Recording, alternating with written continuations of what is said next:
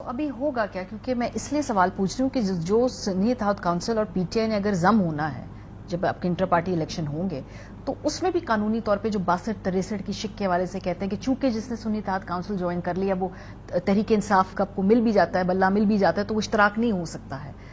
ये भी टेक्निकली एक आगे देखिए, अगर पहली बात तो ये है, माजी में तो मिसालें हैं, इश्तराक हुए भी हैं, जम भी हुए हैं। मैं आपको एक मिसाल दूं, शाहराम तरक्की साहब हमारे एक आज़ाद हमारे साथ पास हुई, पाकिस्तान तहरीक इंसाफ की हिमायत से, हमारे फार्मर प्रोविंशियल मिनिस्टर भी हैं, उनके ख़ानदान की एक पार्टी थी। जब इन्होंने पीटीआई में शमूलियत की तो उस वक़्त इनके वालिद साहब सेनेट में थे, ये खुद प्रोविंशियल असम्बली में थे, तो और इनके चचा जो थे वो मेंबर नेशनल असम्बली थे।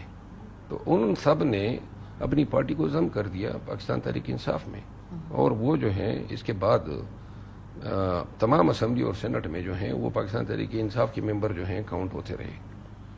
हमें कोई मसला इसमें नज़र नहीं आ रहा है, लेकिन अगर कोई समझता है कि इसमें कोई कन्फ्यूजन है तो हमें सुन्नी इत्तेहाद काउंसिल की शनाख्त के साथ नेशनल असम्बली में बैठने में भी हमें कोई अमर माने नहीं है और न हमें कोई तकलीफ है।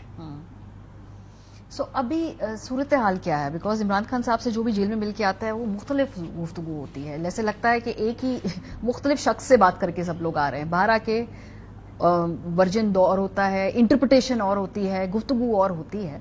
ये जो कोऑर्डिनेशन की कमी है ये आपकी पार्टी के लिए मुश्किलात नहीं? बिकॉज आप जाते कहीं बयान देते हैं, वो कंट्रोवर्सी बनती है, फिर 2 दिन उस पर बहस होती है, फिर आपको उसको क्लैरिफाई करना पड़ता है, फिर पता चलता है नहीं असल तो पॉलिसी ये है।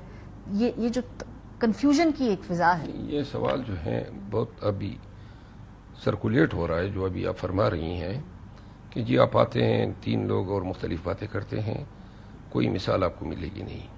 सुन्नी इत्तेहाद काउंसिल के ऊपर बाद में आपको वजाहत देनी पड़ी उसके ऊपर। हम जेल से तो बाहर नहीं निकले थे ना, वो तो मैंने एक स्टूडियो में एक लाइव प्रोग्राम में मैंने जवाब दिया था। उसका खान साहब से निकलना या हम तीनों का, हम जब भी खान साहब से जेल से बाहर निकल के आते हैं हम इकट्ठे होते हैं और हमेशा हम एक साथ ही जाके मीडिया के हम कलाम होते हैं, एक जैसी हमारी तायीदी बयानात होते हैं, किसी भी मौके पे हमने एक दूसरे को कंट्राडिक्ट नहीं किया है। जो मेरा बयान था वो एक टीवी एंकर के प्रोग्राम में मैंने एक राय का इजहार किया, ये राय थी मेरी, वो पार्टी का कोई बयानिया नहीं था।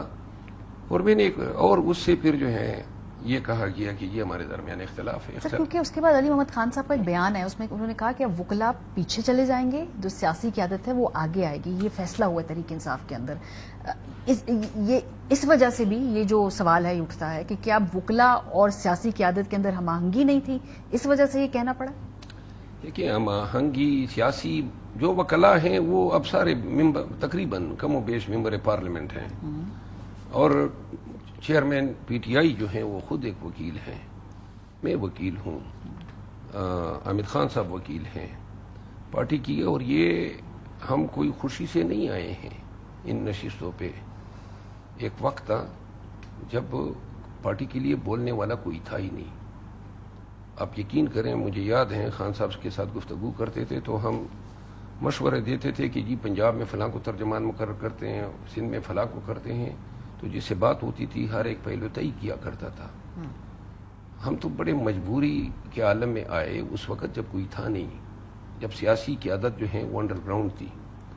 लेकिन इन over the course of time जब सियासी क़यादत इलेक्शन के वक्त निकल आई तो इस प्रोसेस में हमने एक दूसरे के साथ बड़ी अंडरस्टैंडिंग डेवलप की, बड़ी हमारे दरमियान वर्किंग रिलेशनशिप। वकला कोई ऐसे नहीं है कि वकला कोई अपना उनका एजेंडा है, खान के वकला हैं, पार्टी के वकला हैं, पार्टी को आड़े और कड़े वक्त में सर्व किया।